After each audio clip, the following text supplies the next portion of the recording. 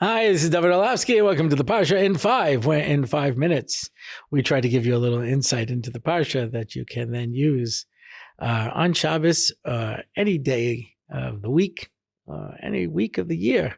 These are universal messages that we're giving across. I was at a dinner for a school in England, and I was sitting with Diane Aaron Troy. I remember it was Parshas Terumah. And I asked him the following question. I said, it says on top of the Aron that we put 2 kruvim, cherubs in English, 2 kruvim.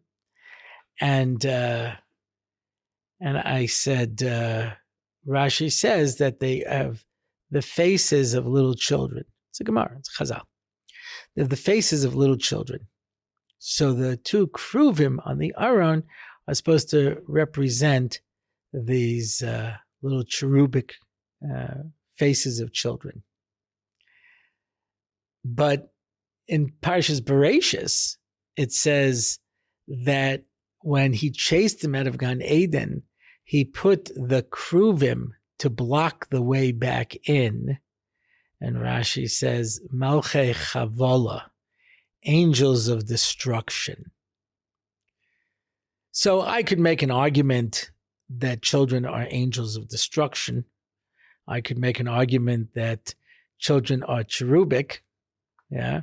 I could even make an argument that it applies to both, but you'd think there would be one definition.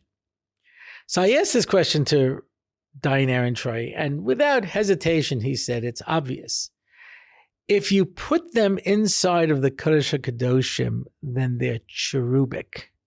And if you kick them out of Gan Eden, then they become Malchei Chavola. It's a very important thing with children. Yeah. I remember when I taught in Derech, Rabbi Lazarus, Stark was the Rosh Hashiva. And occasionally we had to have a staff meeting to discuss whether or not to ask a boy to leave or not. He mentioned at one of these meetings, he says, I'm fasting today because the halacha is that when you don dinei nefashos, you have to fast if you're judging a capital crime. And when you throw someone out of yeshiva, you're putting them to death.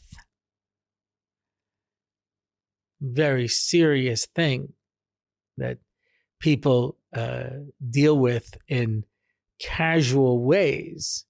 To take one of the kruvim and throw them out of the Kodesh HaKadoshim by the Aron HaKodesh, where they're going to go outside of Gan Eden, do you stop to think of the consequences that are going to take place because of that?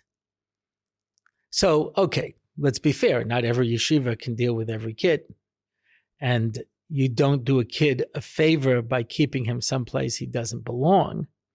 You do better by finding him a Kodesh HaKadoshim where he's going to go. But to just take someone and throw them out on the street. I was talking to a mashgiach once, and he says, I have to ask this boy to leave because X, Y, and Z. I said, good, you've identified the problem. How are we going to solve it? He says, no. If you want, you can speak to the Rosh Hashiva. I said, that's not the Rosh Hashiva's job. That's your job. You're the Mashgiach, like the Alta of Slobodka, Rabbi Yeruchim, Lev Chasman. Your job is to understand the koiches of every person. The only tool in your arsenal is I'm going to throw you out. I told him in English, we have an expression, if the only tool you have is a hammer, then every problem is a nail. Shach got very angry when he found out that someone had thrown someone out of yeshiva because he says this is mamish ritzicha. This is murder.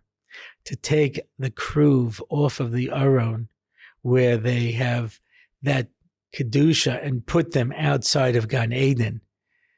That's mamish, an act where you turn him into a malchei chavola. we have to be very careful to appreciate that every child is a kruv, is a cherub to be honored, respected, and cared for, and to understand that if you kick them out of the base medrash, the consequences of being outside of Gan Eden is to become an angel of destruction. Shabbos.